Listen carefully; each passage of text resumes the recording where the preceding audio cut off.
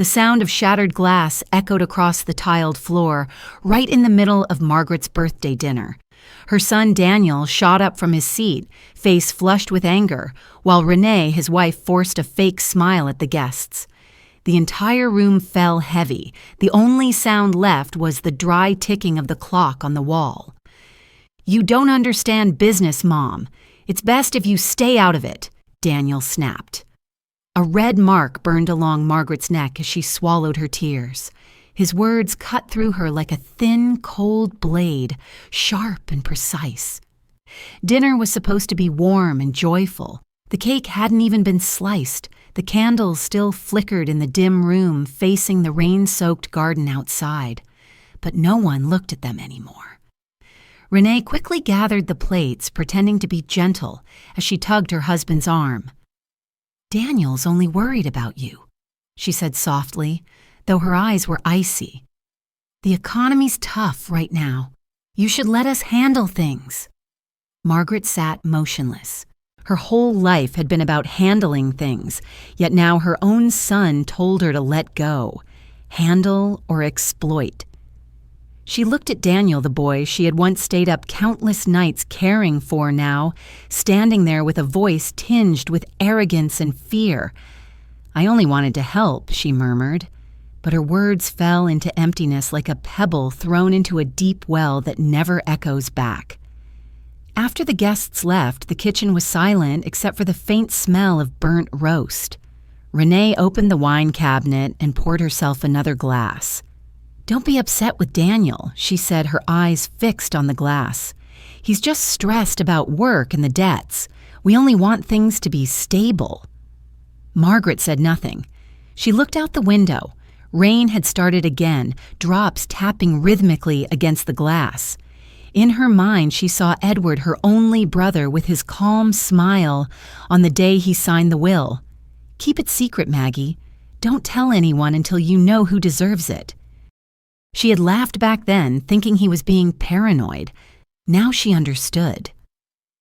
The next morning, Margaret woke early. Seattle was wrapped in a damp, gray fog. She brewed tea and sat at the kitchen table. In front of her lay a thick envelope sealed with red wax, a secret even Daniel could never imagine. 3 apartments in the city center, a seaside house in Oregon, all under her name. Edward had taken care of every detail, hiring attorney Leon Harper to ensure no one could interfere. "This is the rest of your life," he'd said before passing. "For the years you'll finally live for yourself." She took a sip of tea, her hands trembling slightly. She wanted to tell Daniel to see his eyes light up, to hug the son she had sacrificed everything for. She pictured the family sitting together, debts cleared, starting anew. That fragile hope still burned faintly in her chest.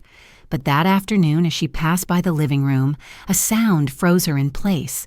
Renee's voice came through the half-closed door. "Are you sure Dr. Morgan said 2 evaluations are enough to confirm memory decline?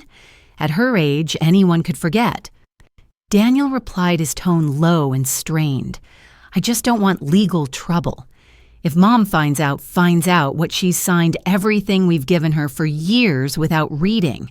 One more paper won't make a difference." Renee's soft, sharp laugh sliced through the air. "Once we have guardianship, we sell the house, pay the debts. The rest we invest in the new project. You don't want to live like this forever, do you?"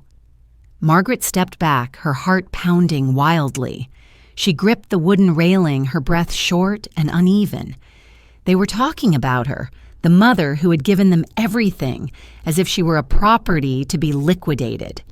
This house, where she had spent sleepless nights rocking Daniel in her arms, was now a valuable asset to sell fast. Memories flooded back the night 6-year-old Daniel crashed his bike, and she stayed by his hospital bed for 3 nights straight, the day he went to college, and she sold her wedding ring to pay his tuition.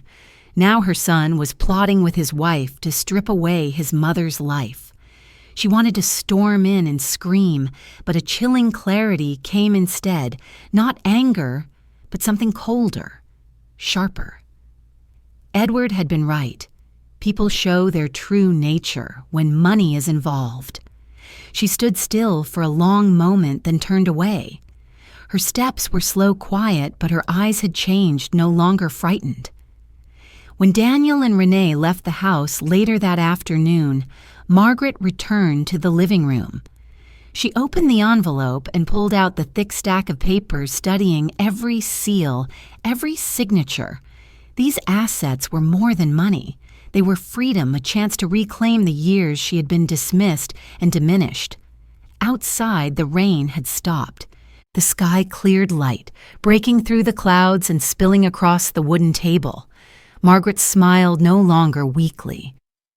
"You want to see me helpless," she whispered. "But I've learned to stay silent long enough. Now it's my turn." In that misty Seattle twilight, a 70-year-old woman sat upright, her gaze steady and bright. No one knew that in that very moment, while the betrayers still basked in their illusions, she had already begun rewriting her fate. That afternoon, the house was completely silent, broken only by the faint ticking of the clock.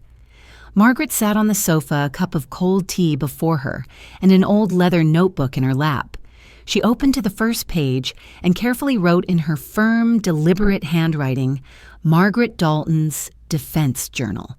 Below that, she dated the entry and wrote the first line, "The day my son tried to take my life away." Every word was a knife cutting deep into her heart, but instead of crying, she kept writing. The more she wrote, the steadier her hand became. Outside, rain poured heavily. Seattle at night had that familiar sound of water falling, running, hitting the window frame, and fading away like whispers no one could quite hear. Margaret curled up under the warm yellow glow of the lamp. She wrote down every detail. She remembered the doctor's name, the plan, the timing, every cold sentence from Renee. When she finished, she closed the notebook and tucked it into the bottom drawer of the tea cabinet, a place Daniel would never think to look. The soft click of the door startled her.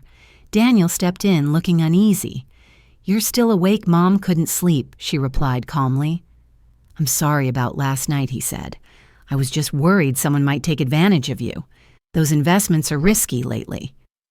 Margaret nodded, meeting his eyes. "I appreciate that, Daniel, but I'm still clear-minded enough to take care of myself." Daniel forced a smile. "Of course, but you should let us help. Renee knows some people in finance." "Help how?" "Just a few documents. You can sign them ahead of time so it's easier to manage things later in case something happens. It'll make everything simpler." She looked at him for a long moment. The light from the lamp cast soft shadows across his face, the same face she once tied shoelaces for when he was little. But now his eyes were different. They were calculating, hesitant, and frighteningly weak. "All right," Margaret said slowly. "Bring me the papers tomorrow so I can look at them." Daniel's expression brightened. "I knew you'd understand." She only smiled, but in her mind a plan was already taking shape. The next morning, after Daniel left for work, she drove her old car to attorney Leon Harper's office. He was sitting by the window, glasses perched low as he read through files. Mrs. Dalton he greeted standing to shake her hand. "I assume you've read Edward's letter I have, and I understand. He was right, Mr. Harper. They're preparing to take everything from me." Harper sat down, opening his notebook. "Tell me everything in detail." She told him everything, leaving nothing out: Renee's voice, Daniel's questions, even their plan to falsify medical records. When she finished, Harper nodded thoughtfully. Edward anticipated this. He signed an additional clause, an emergency asset protection right. "We can activate it immediately if you feel threatened." "What does that mean?" she asked. "It means all of your assets will be transferred to an independent trust. No one can sell mortgage or access anything without your authorization. I'll oversee it legally." Margaret went silent for a few seconds. In her mind, she could see Edward clearly sitting at his desk, pouring wine with that calm yet determined smile. "You always thought I was fragile," she whispered, "but I'll prove you wrong." Harper looked at her with respect. "You're stronger than most people think. I only need you to promise me one thing." "What's that? Don't fall for the tears of those who already plan to bury you." When Margaret left the office, the rain had stopped. In the distance, the lake reflected the pale, cold light of dusk. She paused by the steps, pulled the leather notebook from her bag, and wrote a new line on a fresh page, "The day I took back control of my life." That night, Daniel came home late. Dinner had gone cold. Renee complained about bills and debts while Margaret sat silently listening, as if she didn't care. Mother Renee said sweetly, her voice too soft to be genuine, "Dr. Morgan sent a reminder for your memory test. I scheduled your appointment for Thursday." Margaret looked up, her eyes calm. "Thursday works fine, but you don't need to take me." Renee froze for a moment. "Why not? My lawyer will accompany me." The air turned thick. Daniel slammed his glass down on the table. "What lawyer? Leon Harper Edwards' attorney. I'll feel safer with him there." Renee forced a smile, lips pressed tight. "Of course, whatever makes you comfortable." After they went upstairs, Margaret stayed behind. The light shimmered against her empty teacup. She quietly opened her notebook and wrote, "The day my own children no longer recognized their mother." That night she didn't sleep. The wind whistled through the windows, mingling with the distant sound of waves. She thought back to the years gone by when Daniel was still a boy, when Edward was still alive, when life was simple and hearts weren't tainted by greed. Her eyes were dry, the pain replaced by a strange, steady calm. A gust rattled the window and she smiled faintly. In her mind, the plan was clear. Tomorrow, when they saw her as a helpless prey, she would make a move they would never see coming. In that quiet house, the woman who once seemed small and fragile was becoming what they feared most, a mother who knew everything, understood everything, and was waiting for the perfect moment to strike back. Thursday morning, Seattle was wrapped in thick fog. The pale light fell over the Dalton roof like a gray veil. Renee came downstairs in a cream-colored dress, holding a cup of coffee. "Are you ready, Mother? Dr. Morgan's just doing a light checkup," she said, her voice sweet but cold. Margaret sat at the dining table, slowly stirring her tea. "I'm ready," she replied calmly. "But I'm not going with you today. Attorney Harper will accompany me." Renee froze, her smile stiffening. "Who is he?" "The man Edward trusted most," Margaret answered softly, "and now so do I." 20 minutes later, Leon Harper's black car pulled up at the gate. Daniel peeked through the curtain, his face tight with irritation. "She brought that lawyer in. I don't like this." Renee smirked. "Be quiet. Let me handle it. An old man won't change anything." The clinic on Western Street smelled sharply of disinfectant under the cold morning light. "Doctor." Morgan, the man Renee had arranged in advance, looked startled when he saw Leon walk in. "We'll just run a few basic tests," he said, his voice slightly uneasy. "Go ahead," Leon replied. "I'm only here to ensure proper legal procedure." The examination went quietly.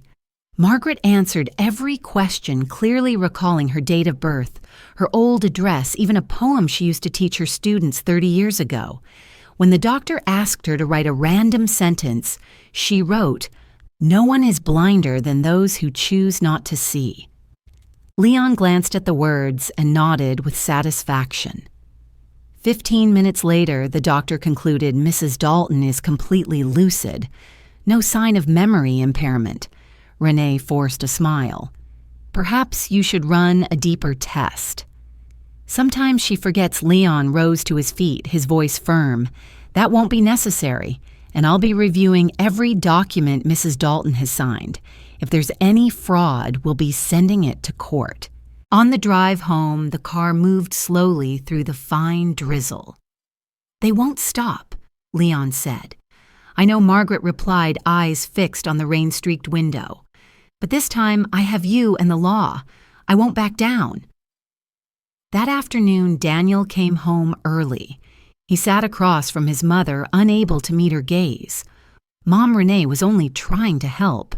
I owe a lot, you know that. Margaret poured him tea, her tone calm. Help me by faking an illness to steal my assets. Daniel stayed silent. She looked at him, her eyes both wounded and cold. You once promised to take care of me. Now I have to protect myself from you. Renee walked in, her smile as false as ever. It's a misunderstanding. I only wanted to check your health. And the papers you hid behind the door last night. Margaret asked, her voice low but sharp. Don't deny it, I heard everything. Renee froze, her face draining of color before she forced a tight smile. Maybe Mr. Harper is putting ideas in your head. No, Margaret said softly. He's the one who made me see clearly. The air turned solid. Daniel looked from his wife to his mother, speechless. Margaret set down her teacup, her voice steady and cold. From now on, every document goes through my attorney. You can stop the performance here. Renee pressed her lips together, grabbing her husband's arm. Let's go. Let her live with her fantasies. They walked out the door, slamming shut behind them. The house fell silent. Margaret opened her leather notebook and wrote, "The day I stopped being a victim." Beneath it, she added, "When they think I'm weak, I'll use that very weakness to defeat them." Outside, the rain began again, light but unrelenting. The golden lamp glow fell across the 70-year-old woman's face, her eyes reflecting a quiet fire, the fire of someone betrayed but unbroken. That night, Margaret closed her notebook. The wind slipped through the cracks in the door, cold but clear. She knew the real battle had only just begun. The next morning, the Seattle sky looked as if it had been covered in a layer of gray ash. The fog had not yet lifted, and the air was damp and cold. Margaret brewed a cup of tea and sat at the kitchen table, staring out at the garden still glistening with rain. On the table lay her open leather notebook beside the stack of documents Edward had left her. The red embossed seals shimmered under the warm light, a silent reminder that she was no longer the fragile woman her son could manipulate. Footsteps echoed from upstairs. Renee appeared in a silk robe, her hair neatly tied, the heavy scent of perfume following her. "You're up early," she said in a tone that was soft but false. "Shall I make you some coffee?" "No need," Margaret replied, her gaze still fixed on the window. Renee sat across from her, setting her coffee cup down and smoothing the edge of her robe. About yesterday, she began with a feigned sigh. "I think you were a bit harsh. Daniel didn't mean any harm. He's just being cautious." Margaret turned toward her, her eyes calm. Cautious by trying to get me to sign fake documents, Renee hesitated, then gave a short laugh. "You're so suspicious. Those papers were just insurance forms. Insurance doesn't require a psychiatric certificate." Renee froze, her smile fading. The air between them grew dense. Margaret took a sip of her tea, her voice steady but sharp with each word. "If anyone in this house ever brings me another document to sign that Mr. Harper hasn't reviewed, I will call the police." The words sliced through the polite facade like a blade. Renee stayed silent, her eyes flashing with restrained anger. "You're destroying the trust in this family," she whispered through clenched teeth. "Trust must be built on truth, not deception," Margaret replied calmly. Renee said nothing more. She stood up, lifted her cup, and walked away with a stiff back. Margaret watched her go, feeling the chill settle deeper inside, but beneath it rose something else: freedom. She knew that from that moment on, all the pretense of affection in this house had vanished. That afternoon, Daniel returned home. He walked into the kitchen and found his mother placing documents into her leather bag. "Where are you going?" he asked. "Attorney Harper invited me to dinner. He wants to discuss more about your Uncle Edward's estate." Daniel frowned slightly. "Don't you think that's a bit soon? Can you really trust him that much?" "He's the man your uncle trusted," Margaret replied softly, "and Edward never chose the wrong people." She looked at her son, the familiar face that now felt like a stranger. The lines on his forehead were deeper, carved by debt and guilt. "Daniel," she said slowly, "you once promised to take care of me. Now I just want to ask, do you still intend to keep that promise?" Daniel didn't meet her eyes. "You know things have been hard. I'll make it right when this passes." Margaret nodded gently. "I hope so. But remember, if you let Renee influence you again, this phase you're in will end sooner than you think." Daniel went silent, then turned and walked upstairs. When his footsteps faded, Margaret finally exhaled, realizing how empty the house felt. That evening at a restaurant by Lake Union, Leon Harper greeted her with a firm handshake. "You look better than yesterday," he said. "Maybe because I've started believing in myself," she replied. "And you should," he said. "I reviewed Edward's files again. Besides the assets you already know about, there's another investment account currently generating steady returns. In total, over $800,000. All the documents are secured at the bank." Margaret froze. "You're saying there's even more than I knew?" "Yes," Leon said. "But the key now is to keep it quiet. No one must know. Not Daniel, not Renee. If they find out, they'll try to seize control. You must stay patient until everything is legally under your name." Margaret gripped the handle of her teacup tightly. She thought of Renee's face when she mentioned insurance of Daniel's averted eyes. There was pain in her chest, dull but steady, fueling her resolve. "I understand," she said. "I'll stay silent until the time is right." When she returned home, the night sky hung low with heavy clouds. The hallway light was still on and the door was slightly ajar. On the kitchen table sat a new sheet of paper beside a pen. Scrawled in Daniel's handwriting were the words, "Mom need you to sign this temporary transfer for your retirement account. It's just a form to avoid taxes." Margaret stared at the paper, then let out a quiet laugh, a thin, cold sound. She took out her phone, snapped a photo, then tore the paper into tiny pieces and dropped them into the flames in the fireplace. The fire flared, illuminating her face, not angry, not afraid, but resolute. She whispered to herself, "Your little game is over." That night, Margaret opened her leather notebook and wrote a new line, the day the masks fell. "From now on, I will be the one to rewrite the rules." Outside, the rain began to fall again, soft but persistent. Inside the small house, warmth returned with the flicker of the fire, and the 70-year-old woman sat still waiting for dawn, the moment she knew she would never be a victim again. The next morning, a pale silver light spread over the damp rooftops. Margaret woke before the alarm rang. She brewed a pot of tea and sat by the window watching mist rise from the garden behind the house. Everything was unnervingly quiet, the only sound the wind whispering through the old pines. But inside her, that silence was only preparation for the storm to come.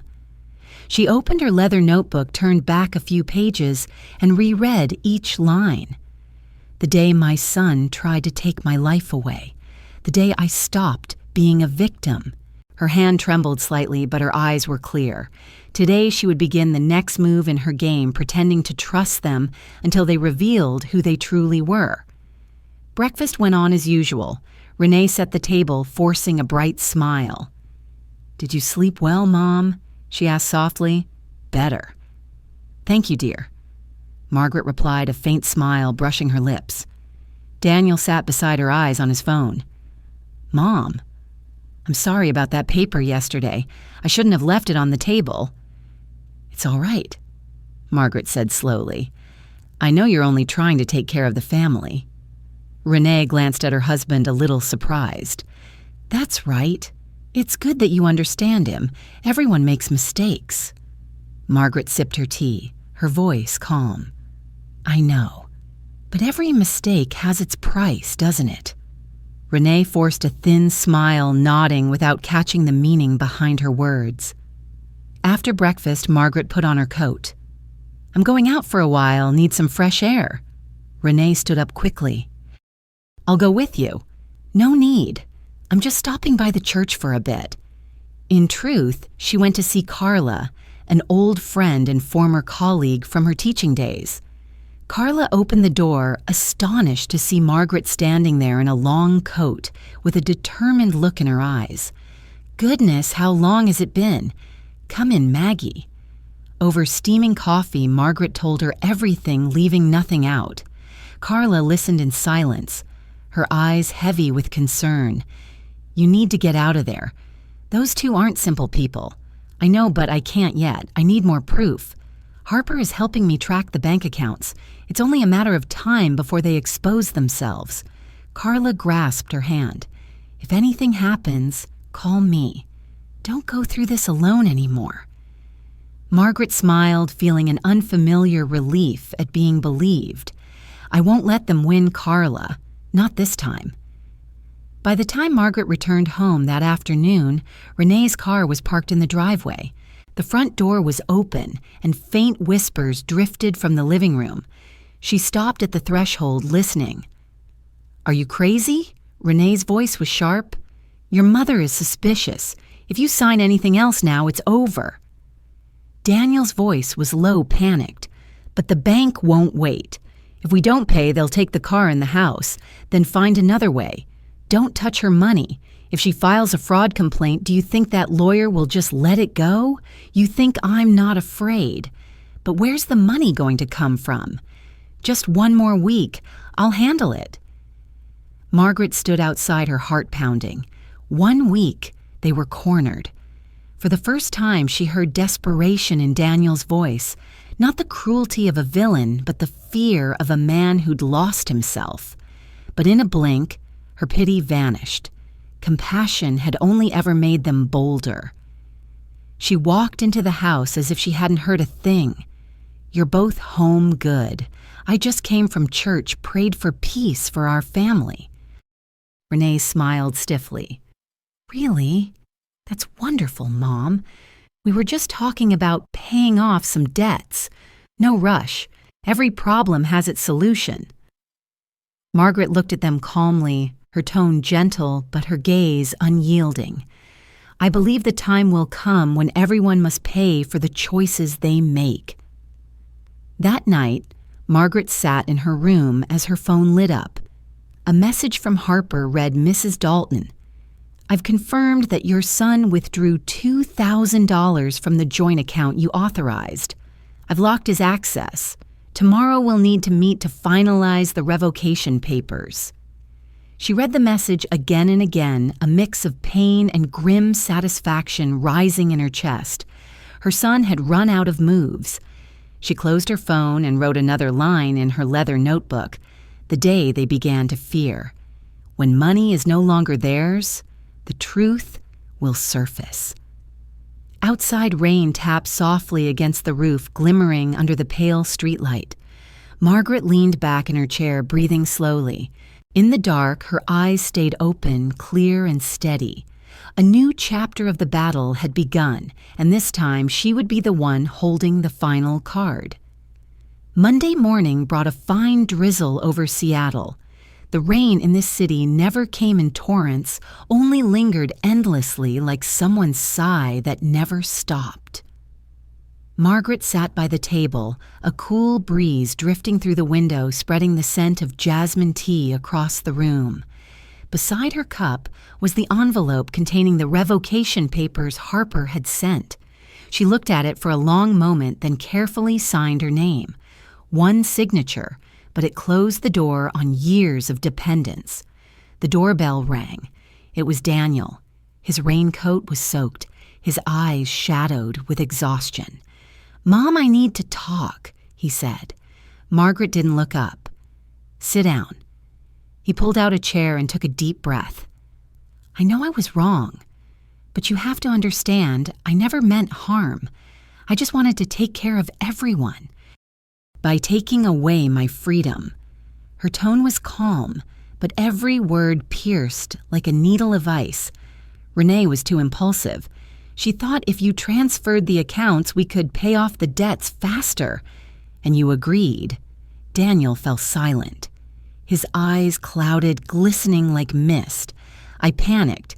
"You taught me to take responsibility, but I wasn't brave enough." "No, Daniel," she said slowly. "You were brave enough to betray me, just not brave enough to apologize sincerely."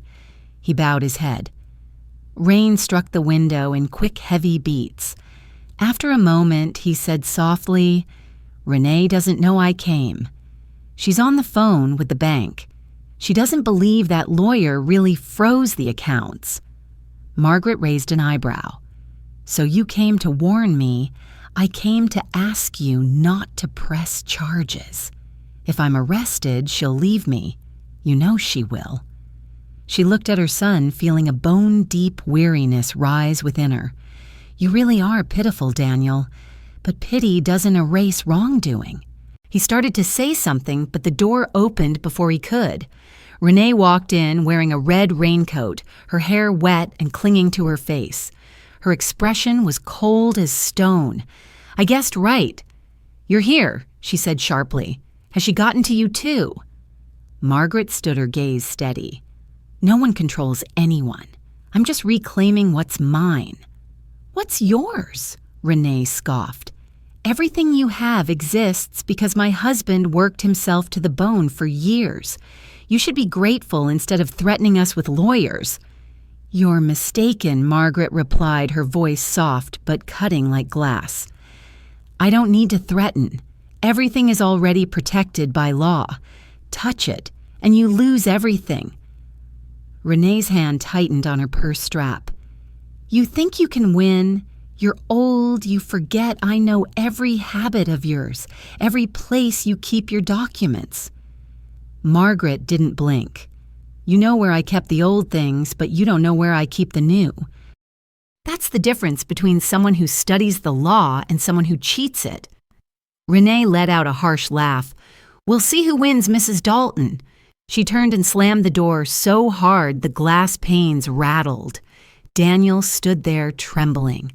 "Mom, she's losing control." "No, Daniel," Margaret said quietly, "not yet.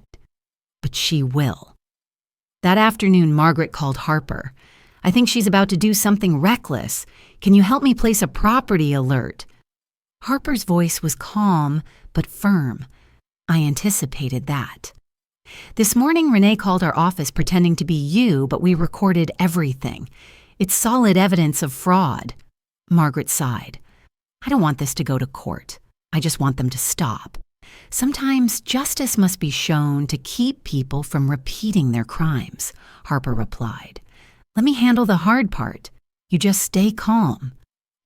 That night, Margaret lit her lamp and wrote in her notebook the day the storm arrived. "But this time, I have shelter." She paused, listening to the sound of rain growing heavier on the roof. The house was filled with the scent of tea and old paper. In the wind, she could almost hear Edward's voice, faint but clear. "Be brave, Maggie. Don't fear the storm. The sky will always be clearer after." She smiled softly and closed the notebook. Upstairs, Daniel paced the hallway, his shadow stretching long across the wall. Renee stayed silent in her room, the phone ringing and then cutting off. Margaret knew the real confrontation was now only days away. But this time, when the storm broke, it would not be her who was swept away. On Wednesday morning, fog blanketed the entire neighborhood. From the second-floor window, Margaret looked down and saw Renee standing in the yard talking on the phone, her posture tense. Her voice was low, but a few words carried clearly enough for Margaret to catch them. "Transfer documents, make sure her name doesn't appear." She gently pulled the curtain closed, her heart pounding though her face remained calm. She knew Renee's counterattack was drawing near. Inside, Daniel sat at the kitchen table with his head in his hands. His face was gaunt, his eyes hollow. "Mom, I think Renee's doing something behind my back. I heard her talking to someone from her old company." Margaret looked at her son, her tone steady. "She doesn't trust you anymore. When someone who lives by lies realizes they're losing, they turn on their first ally." Daniel lifted his head, fire flickering in his eyes. "If she dares to betray me—" "What will you do?" Margaret interrupted softly yet sharply. "You can't fight someone just like yourself. The difference is she has nothing left to lose and you still have your mother." He lowered his head without answering. Margaret sighed. For a fleeting moment, her old compassion stirred, fragile but real. No matter what he had done, Daniel was still the child she once held in her arms, the boy she had shielded from every storm. But this time, he was the one who had brought the storm to her door. That afternoon, Attorney Harper called. "Mrs. Dalton, we just discovered that Renee contacted her former brokerage office. They were trying to access your property records through the land registry system. Luckily, we stopped them in time." "Thank you," Margaret said quietly. "If they continue, I won't show mercy." "That's exactly what I was hoping you'd say," Harper replied. "You already have enough evidence to press charges. Let me take care of it." Later that day, Renee came home carrying a paper bag from a designer store, but her eyes were cold as steel. "Do you have a moment?" Mother Margaret looked up from her notebook. "Always." Renee sat across from her, the sharp scent of her perfume filling the room. "I know what you're thinking. You want to make me and Daniel the villains. But you don't understand everything. Daniel owes $80,000. If you'd just help, everything would settle down." "Help?" Margaret raised an eyebrow. "Help with the very assets you plan to steal." "You call it stealing. I call it saving the family. Don't you see? If Daniel collapses, you lose everything too." "No, Renee," Margaret said, her voice low but resolute. "If I save him that way, I'm the one who loses everything, my dignity, my soul." Renee clenched her fists, her lips trembling. "You'll regret this." Margaret gave a faint smile. "Maybe, but I'll never regret saying no." Renee stood abruptly, her glare burning. "Fine, you win. But don't forget, I'm not finished yet." When she left, Daniel stepped out from the hallway. What did she say? "She came to ask for money. She did it for me." "No, Daniel. She did it for herself." He fell silent, then quietly went upstairs. That night, the sea wind howled and rain poured down. Margaret sat writing under the dim lamp, her words firm and deliberate. The day she showed her true colors. "So I'm not afraid anymore. The weak one isn't me." Near midnight, the phone rang. It was Harper. "Mrs. Dalton, I have to inform you Renee just tried to transfer falsified documents under another name. The cybercrime unit is investigating. I recommend you leave the house for now. I can arrange a safe place for you." Margaret looked around the room. Old photographs. Robert's leather chair, the faint, lingering scent of jasmine tea. She took a deep breath. "I'll go in the morning, but before I leave, there's something I need to do." What is it? To write down everything. Not just for the police, but for Daniel to remind him, when he loses everything, who it was he betrayed. She hung up, opened her notebook, and began to write page after page, recounting everything from the first time Daniel borrowed money to the birthday dinner that turned into humiliation up to this very day. Her handwriting was firm, unwavering. Beneath it, she wrote, "Tomorrow I will leave this house, but I will take the truth with me. They can take everything else, but not that." When she finished, Margaret closed the notebook, set it on the table, and blew out the lamp. Outside, the rain poured harder, but inside her, another storm, the one that had washed away years of humiliation, was finally fading. That night, the 70-year-old woman slept peacefully in the house she was about to leave, not because she felt safe, but because at last she no longer feared losing anything at all. Before dawn had even risen, the sky over Seattle was already gray. Margaret packed her belongings in silence.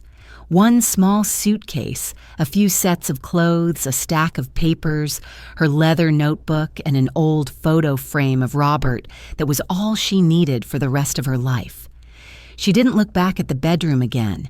Every memory now felt like a thin layer of dust on a mirror, wiped away and gone. A taxi picked her up from the neighborhood at 6 a.m.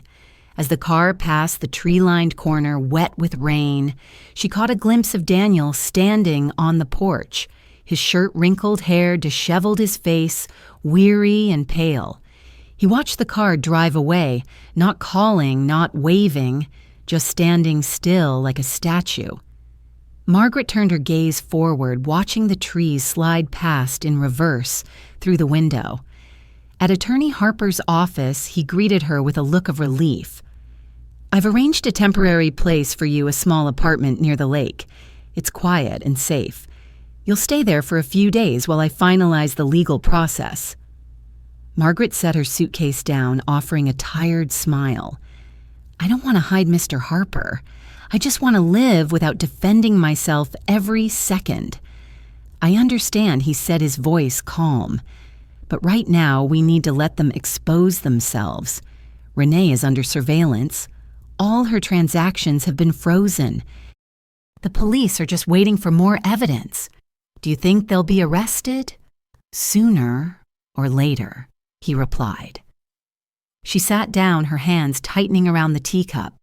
In the pale morning light, her face was marked by deep lines, yet her eyes shone with clarity. "I used to fear them," she said slowly, "because I thought they were all I had left. But now I understand sometimes losing everything is the only way to be free." 2 days later, Harper called again. "They've issued a summons for Renee. She's being charged with identity fraud for attempting to access your accounts." Margaret went still. In her mind, she saw her beautiful, sharp-minded daughter-in-law, the same woman whose smile once convinced her that she truly loved her son. And Daniel, she asked.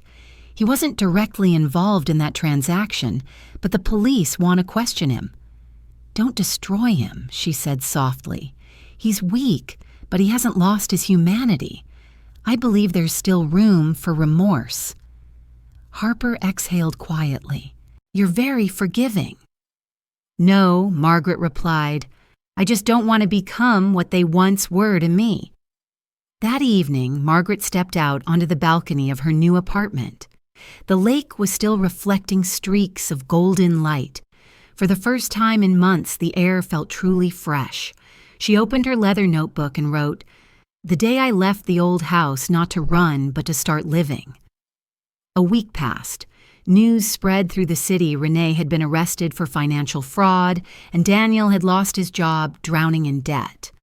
Harper advised her not to get involved, but she quietly sent an envelope to her son. Inside was a single sheet of paper with a few handwritten lines. "You must face the consequences, but I don't want to see you completely fall. When you're ready to live honestly, I will listen." 3 days later, Daniel showed up at her apartment. He looked thinner, his eyes sunken, his hands trembling. "Mom," he said hoarsely. "I didn't come for money. I just came to say I'm sorry." Margaret was silent, then opened the door to let him in. "Renee was arrested. She told them I was the one who planned everything. But you know I'm not cruel enough to come up with something like that. No," he said, "I'm weak, not wicked. But sometimes weakness hurts people more than malice ever could." Margaret looked at him for a long moment. "Do you have anything left? No, only you." She exhaled slowly, her eyes distant. "You used to be the reason I endured everything. Now I hope you'll be the reason I believe people can still change." Daniel lowered his head, his shoulders shaking. Margaret placed a hand on his shoulder. She didn't cry. She only felt lighter. A part of her had already forgiven him, the rest she left to time. That night after Daniel left, Harper called again. "It's almost over, Mrs. Dalton. I can finalize the transfer of assets this week. From now on, everything will be in your name." "No." Margaret said, her voice calm and warm. "Set aside a portion for a foundation. I wanted to help women like me, those trapped by their own family's silence." Harper paused for a moment before replying softly, "Edward would be proud of you." Margaret sat quietly, watching her reflection in the glass. The woman staring back was no longer a victim. She was a survivor, someone who had escaped the cage built by her own love. She wrote one last entry in her notebook, "The final day of fear." I didn't lose, because I no longer need to win. Outside, the night breeze rippled across the lake, the lights shimmering like stars. Margaret closed her eyes and smiled. She'd walked out of the storm, and for the first time in years, true peace had finally returned. That morning, sunlight shimmered across the lake as if no storm had ever existed in Margaret's life. She brewed her tea, opened the window, and let the morning breeze carry the scent of wet leaves into the apartment. Everything was still yet deep inside. She knew a new chapter was about to begin, not one of vengeance, but of vindication. The phone rang. It was Attorney Harper.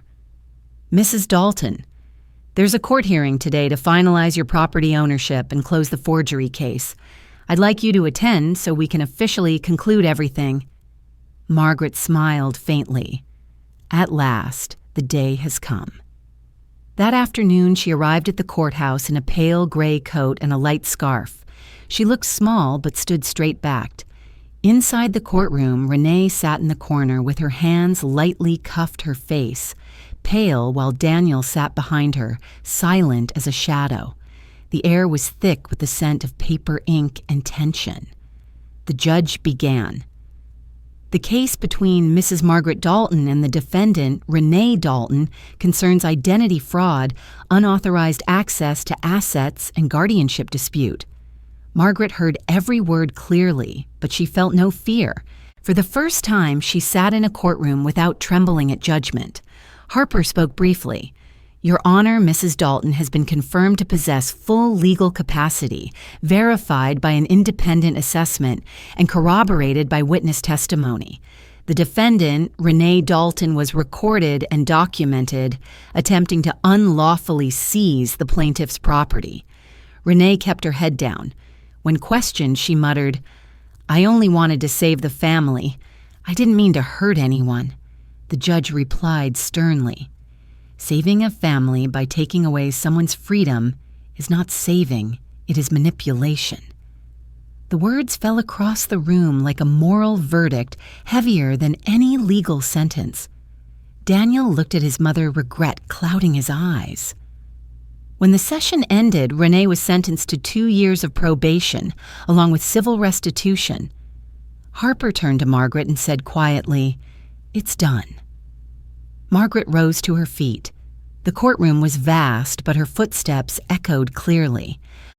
She stopped in front of her son. Daniel bowed his head and whispered, "Mom, I'm sorry. I don't deserve forgiveness." She looked at him, her gaze gentle yet firm. Forgiving doesn't mean forgetting, but if you want to start over, do it by living with decency. Don't use apologies to change me, use them to change yourself. Daniel nodded, his eyes wet.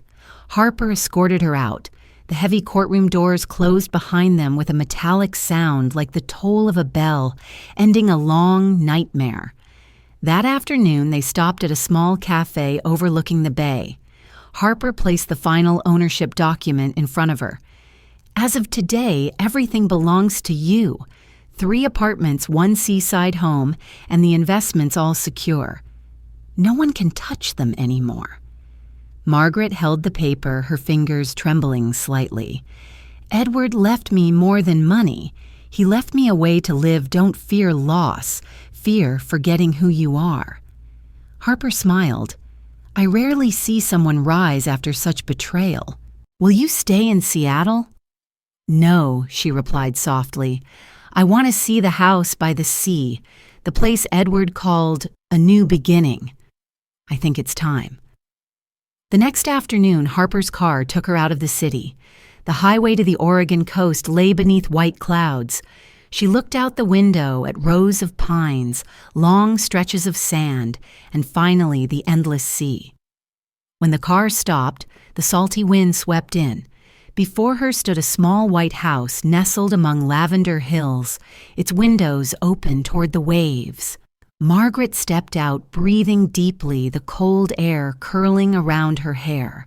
For a moment she could almost hear Edward's voice in the wind. "You've come, Maggie. This is where you belong." Inside, everything was tidy and serene. On the table lay an old letter in Edward's handwriting, the ink faded brown. "My dear, if you've come here, it means you've already won. Not by defeating others, but by conquering your own fear. Live, Maggie, breathe, smile, and forgive yourself." When she finished reading, tears fell not from pain, but from touching true peace. She whispered, "I survived, Edward, and I will live well." As the evening sun spread a soft gold across the sea, Margaret stood on the balcony watching the waves crash against the shore. In her eyes there was no bitterness left, only serenity. That night she opened her leather notebook and wrote, "The day justice arrived." No applause, needed only peace. Beneath it she added, "I won, not because I was clever, but because I was patient, and because I dared to choose myself." Outside, the sound of the waves was steady, gentle like a blessing. The 70-year-old woman closed her notebook, blew out the lamp, and in the darkness she smiled for the first time with the quiet joy of someone truly free. The next morning, the first rays of sunlight streamed through the window, reflecting off the photo frame on the table. A picture of Margaret and Edward taken years ago, standing together in a lavender field in Oregon. She sat on a wooden chair, holding a cup of tea, feeling as though she were living again in another life, one without arguments, without tears, without lies. The sea breeze drifted in, carrying the scent of salt and purple flowers. She opened her leather notebook and wrote the first line of the new day. "The first day I live without fear." Later that morning, Harper called. "Mrs. Dalton, I just received some news. Daniel has given a full confession. He's no longer in contact with Renee and says he wants to start over. I think he's sincere." Margaret was silent for a moment. "Do you believe people can truly change Mr. Harper?" "I believe anyone can if they have the courage to face their mistakes." She nodded, her eyes thoughtful. "Then I'll give him that chance." That afternoon, Daniel called. His voice was strained. "Mom, I know you don't want to hear from me, but I just needed to say thank you. Because of you, I finally see what I've lost." Margaret listened, her heart both soft and aching. "Where are you? I'm working part-time at a repair shop. Not much money, but enough to start again. I just hope that one day you can forgive me." "I already have Daniel," she said gently, "but I haven't forgotten. Live in a way that makes me proud. That's the only way to make things right." There was silence on the other end before he whispered, "I will." After hanging up, Margaret stepped out onto the porch. The sea shimmered under the afternoon sun. She sat down, her eyes fixed on the horizon where the light met the water. Inside her, an emptiness softened, no longer a wound, but a space where peace could live. In the days that followed, life by the coast settled into a calm rhythm she had never known. Each morning she walked along the shore, chatting with neighbors who only knew her as kind Mrs. Margaret from the White House. No one asked about her past. No one knew the betrayals she had survived. One afternoon, as she was watering the flowers, the postman handed her an envelope with no return address. She opened it to find a handwritten letter, the clumsy, familiar script instantly recognizable. It was from Renee. Mrs. Dalton. I don't expect forgiveness. I lost not because you had money or lawyers, but because you had something I never did, dignity. I'm in a rehabilitation center now, and I've had time to think about what I've done. If there's another life, I hope I'll be a better person. I wish you peace. Margaret folded the letter quietly, her heart still. There was no anger, no contempt, only sorrow for those who traded their happiness for ambition. She burned the letter, letting the ashes scatter into the wind, closing the final door of her past. That evening, Harper came by with a bottle of wine. To celebrate freedom, he said. Margaret smiled faintly. I'm not used to wine anymore. Sometimes it's good to revisit the things we once feared. They sat facing each other, watching the sunset melt over the sea. The sky glowed with shades of gold and amber. Harper poured the wine and handed her a glass. Edward once told me you were the strongest woman he'd ever known, he said softly. Today I believe him. Margaret clinked her glass lightly. It's not strength, just the lack of another choice. When you lose everything, you learn how to stand up. The wind stirred the lavender by the porch, the sound of waves steady like the heartbeat of a new life. Harper said goodnight and promised to return the next morning to discuss the foundation plans. After he left, Margaret stayed alone looking out at the sea. She held her cup of cold tea, the last bit of warmth fading away. In the twilight, she felt she no longer owed anything, not to sorrow, not to regret. Before going to bed, she opened her leather notebook and wrote, "The day the past turned to ash. No more hatred, no more fear, only life and peace." She closed the book and turned off the light. Outside, the sea murmured softly. In the darkness, the 70-year-old woman smiled, because at last she was no longer defined by what others had done to her, but by how she chose to keep walking forward. That morning, the Oregon sky was crystal clear, and waves crashed rhythmically against the white rocks. Margaret stepped onto the porch, her bare feet touching the wooden floor still damp with dew. The early sunlight bathed her skin in a thin golden glow, gentle as the greeting of a new day. She brewed tea, opened the window, and let the scent of lavender mix with the salt of the sea. Life now moved quietly, peacefully. No one called her a burden anymore. No voices of anger echoed through the night. Seagulls circled in the distance. She sat at her wooden table and opened her leather notebook. The new page was blank, but her hand had long been used to writing. Day 30 since I started over, she wrote, "I am still alive, and that is enough." At noon, Harper came to visit carrying a new stack of papers. We've completed the registration for the charity foundation, Mrs. Dalton. I've filed it under the name The Aurora Home, just as you suggested. The foundation will help older women who've suffered financial or emotional abuse, supporting them as they start again, just like you did. Margaret nodded, emotion softening her eyes. Aurora Dawn. Edward once said that after every long night, the most precious thing is the first light. Harper smiled. He was right. And now that light bears your name. They sat together at the wooden table looking out through the window. Harper poured tea, the steam curling into the pale afternoon light. "I've sent invitations to several organizations in Seattle," he said. "They want to invite you to speak at the foundation's launch." "Will you agree?" Margaret hesitated. "I'm not good at speaking in public." "You don't need to give a speech," Harper said gently. "Just tell your story the truth. That's the most powerful thing of all." She fell silent, looking toward the sea.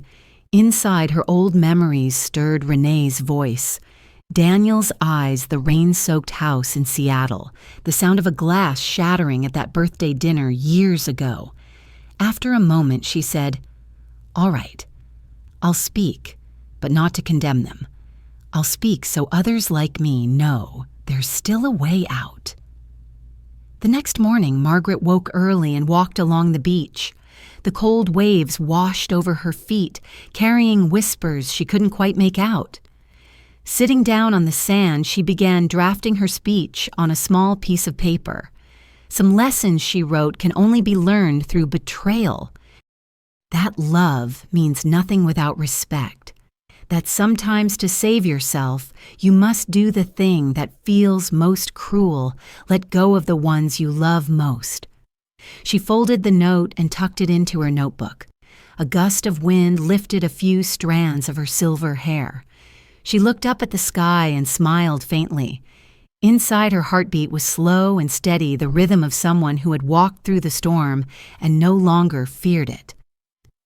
That afternoon, Daniel called. His voice was tired but sincere.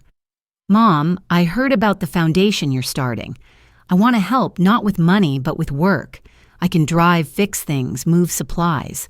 I want to do something useful." Margaret was silent for a few seconds. "Are you sure, Daniel?" "I'm sure," he said. "You were right. I can't apologize with words. I have to start over through action." She looked out at the sea, her gaze softening. "Then, all right, when the foundation opens, you can come. But Daniel, you need to understand you won't be doing this for me, but for yourself. I'm not saving you anymore." "I know," he said quietly, "but you saved me by letting me go." After the call, Margaret felt an almost weightless calm. In the small house, the wind and waves blended into a slow, peaceful melody. She turned on the old record player, and the song Robert Once Loved filled the room, warm and distant. That evening, Harper sent over the final paperwork. Among the documents was a freshly printed business card, Aurora Home Foundation, President Margaret Dalton. She stared at the card, barely believing that the woman who had once trembled while signing legal documents was now leading an organization that gave hope to others. She smiled, a mix of pride and humility lighting her face. That night, the wind picked up. Margaret stepped onto the porch, wrapped in a scarf, looking up at the deep black sky scattered with stars. The sea murmured below, rich with the scent of salt. She opened her leather notebook and wrote, "The day Aurora was born. One chapter closed, another begins. I once thought my life had ended when I was betrayed, but it turns out that was the moment I was reborn." She set the pen down, closed her eyes, and took a long, steady breath. The sound of waves matched the rhythm of her heart. In the quiet, she heard her own whisper, "Thank you for teaching me the value of loss so I could learn the meaning of keeping. Thank you for leaving me alone so I could learn how to stand on my own." Inside, the warm lamplight glowed against Edward's photograph, making his eyes seem as if they were still watching over her. Margaret murmured, "Do you see Edward? I did it.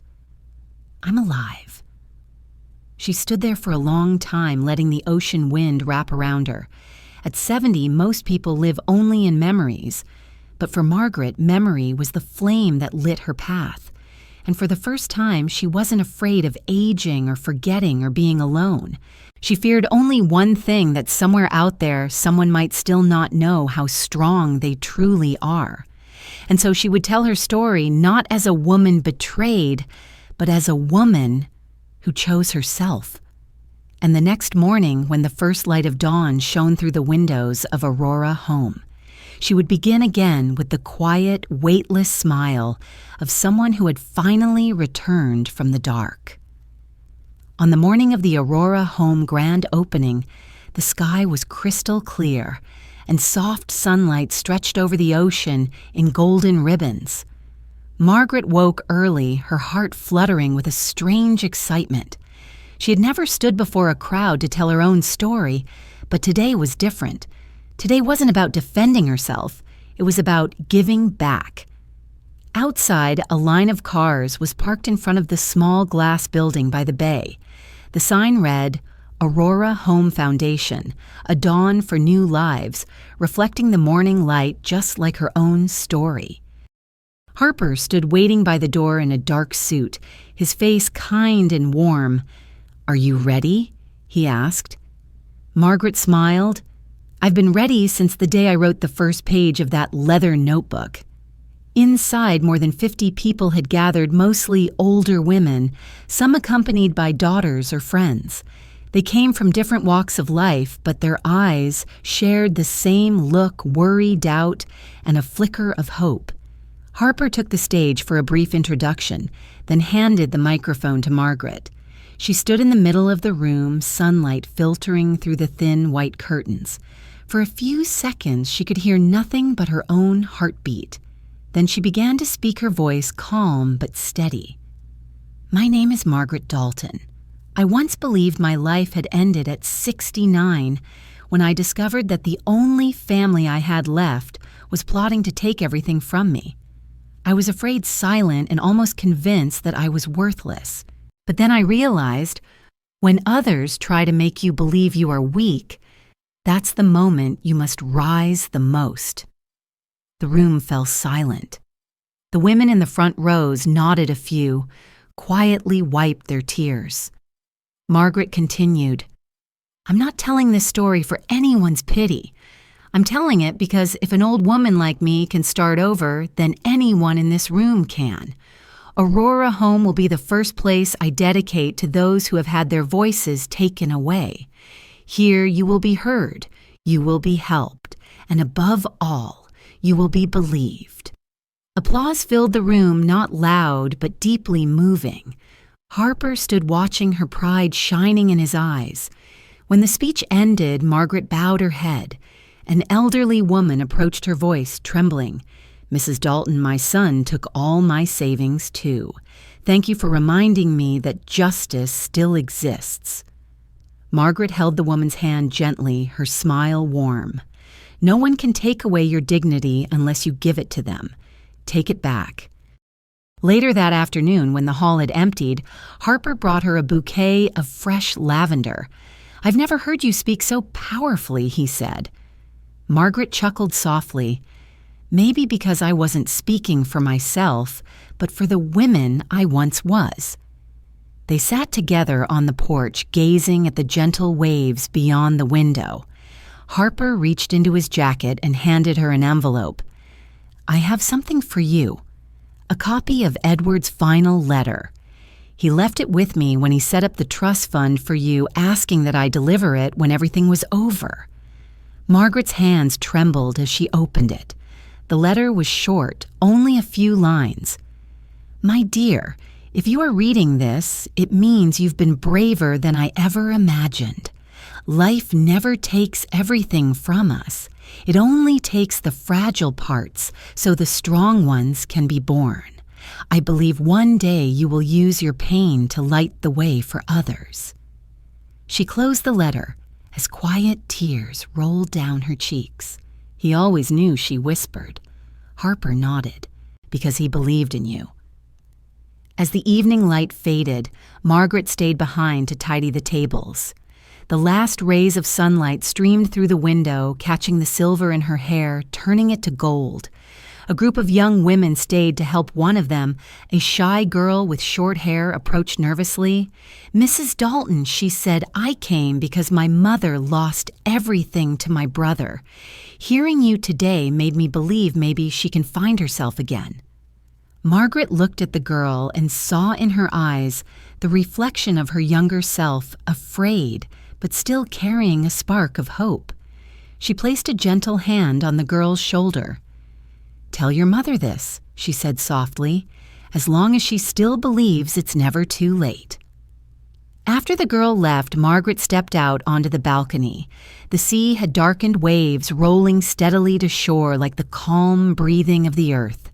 She smiled, not the smile of triumph, but of someone who had finally found meaning in her losses. That night back home, she turned on the living room light and opened the leather notebook, now thick with pages. On the fresh one, she wrote, "The day Aurora was born. I am no longer the wounded one. I am the healer. If Edward could see me now, he would smile because at last I've used my own cracks to light the way for others." Her pen paused, the warm light casting a soft glow over her face.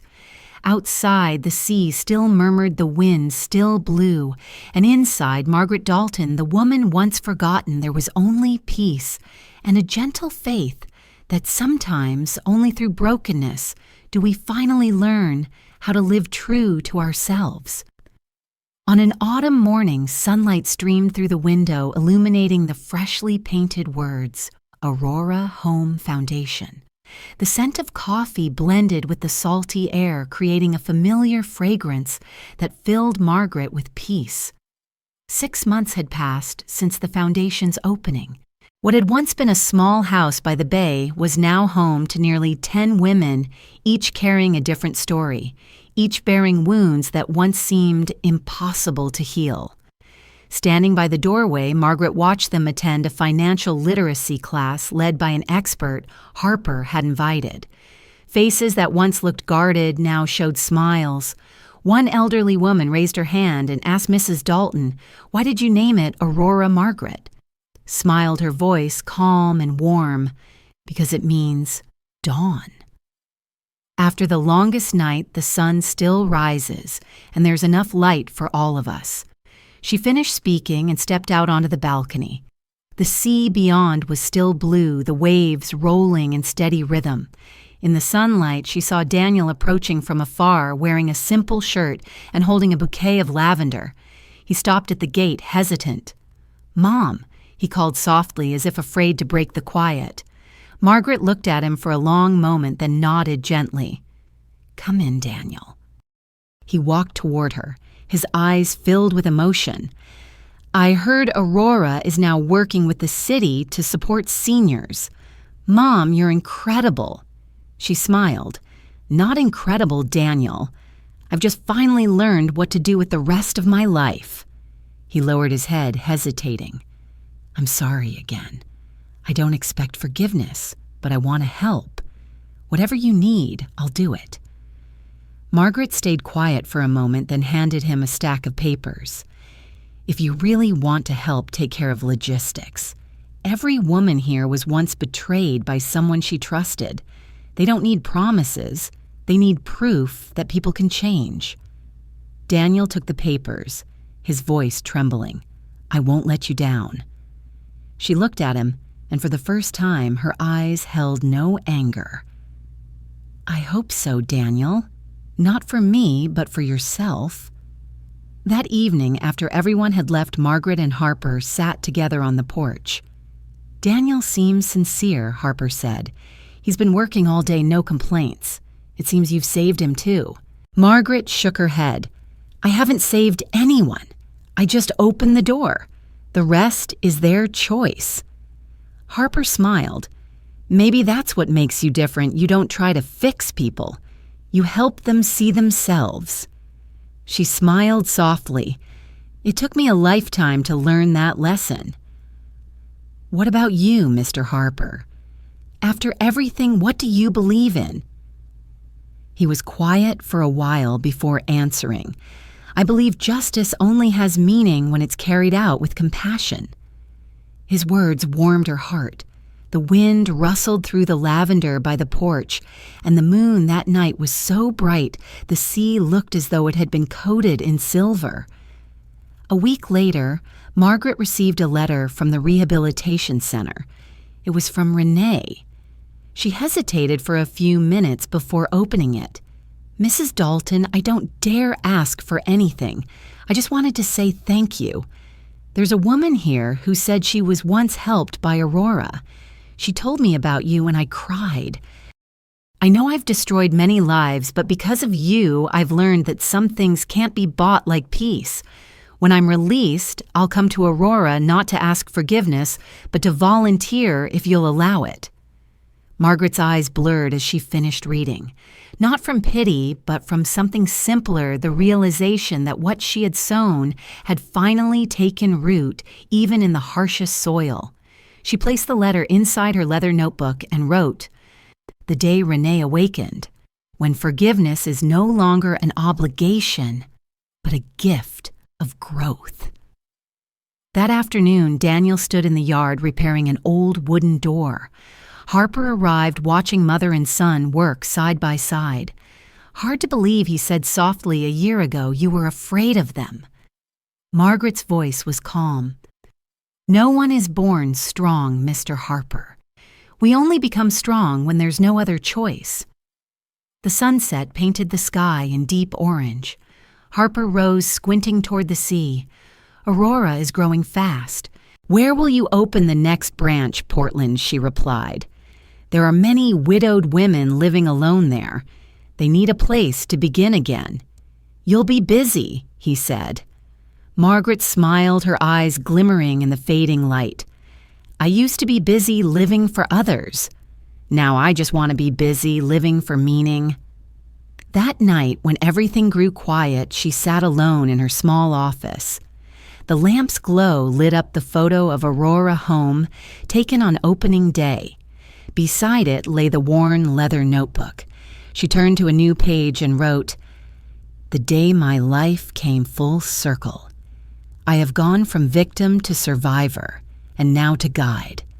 Perhaps that is the most beautiful form of justice, when we turn our own pain into shelter for others." Outside, the sea sang its familiar tune. In the small house facing the ocean, the 70-year-old woman closed her eyes, her heart as calm as the waves. A chapter of her life had ended, not with tears, but with light.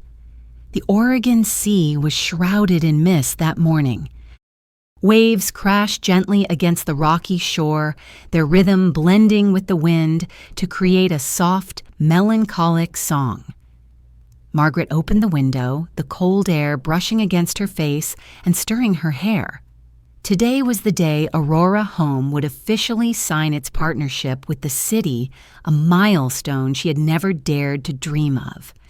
She chose a pale blue dress and pinned a lavender brooch to her chest, a gift from Harper on the day the foundation was launched. When she arrived at the hall, the place was already filled with people, reporters, city officials, and representatives from social organizations. Harper stood by the entrance, shaking her hand. "I always knew this day would come," he said. Margaret smiled gently. "As for me, I only knew I'd lived long enough to see that goodness can still prevail." The ceremony was simple. Harper's speech was brief yet heartfelt. When it was her turn, Margaret stepped up to the podium, holding the microphone without a single note in her hand. Her voice carried steady and clear. "I'm not a special person," she began. "I am just a woman once hurt by her own family. I lost everything: money, trust, and dignity. But in that moment of loss, I realized the one thing no one can ever take away is self-respect. Aurora was born from that loss." The hall grew completely silent. She continued, her voice calm but firm. "Many women are silenced in the name of love. They endure, they sacrifice, and they become trapped in fear. I hope Aurora will remind them that love does not mean surrendering control. We all deserve respect at any age." When her speech ended, the applause went on and on. Photographers took pictures, flashes lighting up the room. Margaret felt slightly overwhelmed, but her eyes glowed with strength. She knew she was no longer the trembling woman hiding in a rain-soaked house in Seattle. She was living proof that strength can be found after destruction. Later that afternoon, after the guests had left, Harper invited her to walk by the nearby beach. They sat on a wooden bench surrounded by wind and the sound of the waves. Mrs. Dalton Harper said softly, "I think Edward is watching and smiling." Margaret was silent for a long moment. "He was the only one who still believed I could rise again. Without him, I might still be living in fear. But without you, his legacy would have been nothing but papers." "You gave it life," Harper said. She looked at him with a warm smile. "Thank you, Mr. Harper. You weren't just my lawyer. You helped me believe in justice and in myself." They sat quietly until the sunset painted the ocean in deep red and gold. the fading light glowing against her silver hair. Harper finally spoke. "Have you ever thought of writing your story? I think it could help even more people than the foundation itself." Margaret paused, considering. "I once wrote in my journal so I wouldn't forget. Maybe it's time to turn those pages into a book, not to dwell on pain, but to show that no one is ever too old to start again." That evening, back at her home, she opened her leather notebook, the same one that had accompanied her through every chapter of her journey. The final page was nearly full. She wrote, "The day Aurora stepped into the light. Today I stood before the world without fear of their gaze. I once thought I was only a shadow in someone else's life, but now I know the light was always within me. I just had to open my eyes." When she looked up, the moon was rising over the sea. The waves shimmered, reflecting silver light like glass ribbons. Margaret closed her eyes and whispered, "Thank you, life, for teaching me that true victory is not revenge, but peace." In the small house facing the ocean, the breeze carried the scent of lavender and the faint sound of laughter from afar. The 70-year-old woman sat quietly beneath the moonlight, her heart serene. She no longer lived to prove anything. Everything she needed was contained in 3 simple words: freedom, dignity, and faith. Dawn spread softly over the Oregon coast, gentle as a breath. The sound of waves rolled in steady rhythm against the rocks, the scent of sea salt, blending with the faint aroma of jasmine tea inside the white cottage. Margaret woke early, opening the window to welcome the morning breeze. On the table, her old leather notebook, edges worn and pages yellowed, lay beside a steaming cup of tea, the silent witness of her life, from pain to the day she found herself again. Daniel stepped into the yard, holding an envelope. "Mom, you've got mail." She opened it, reading the clear print. "Aurora Home Foundation is officially recognized and expanding." Margaret smiled, her eyes soft with warmth. "So it's done," she said. Daniel sat down beside her, his voice low. "I've asked to transfer my position. I want to work for the foundation. I want to start over." "Don't do it for me, Daniel," she said gently. "Do it for yourself."